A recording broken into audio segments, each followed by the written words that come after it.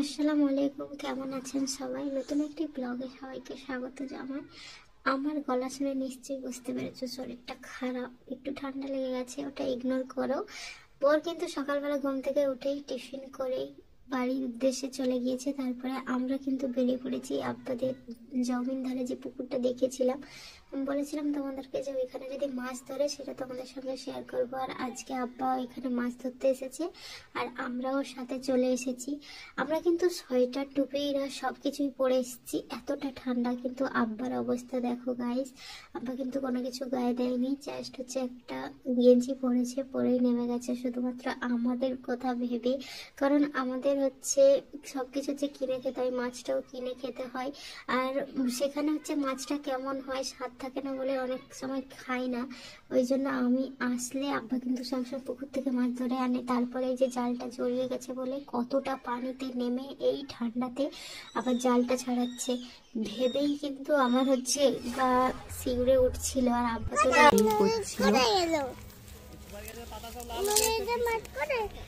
ওই তো নদীতে মাছ ছেড়ে দিলাম। দেখি দেখি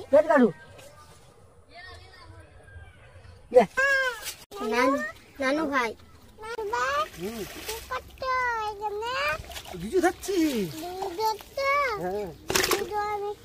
অনেকক্ষণ কষ্ট করার পর ফাইনালি কিন্তু বড় মাছটা পেয়েছে, অ্যাকচুয়ালি পাঙাশ মাছ পেয়েছে। আর বালতিতে যে ছোট মাছগুলো ঝিলিয়ে রেখেছিল, মানে যদি না বড় মাছ পেত তাহলে ছোটগুলো নেওয়া হতো। বড়টা যেহেতু পেয়ে গেছে সেই জন্য ছোটগুলো আব্বা হচ্ছে আগে ছেড়ে দিল। আর তারপরেই হচ্ছে পাঙাশ মাছটা ছাড়াতে বসে গেছে। কারা কারা পাঙাশ মাছ খাও কমেন্টে জানিও। আমি কিন্তু খাইনি পাঙাশ মাছ, আমার পছন্দ নয়। আজকে কিন্তু মাকে বলেছি মাছটা নিয়ে এসেই যে হচ্ছে আমি পাঙাশ মাছটা খাবো, তুমি গরম গরম ভেজে দেবে।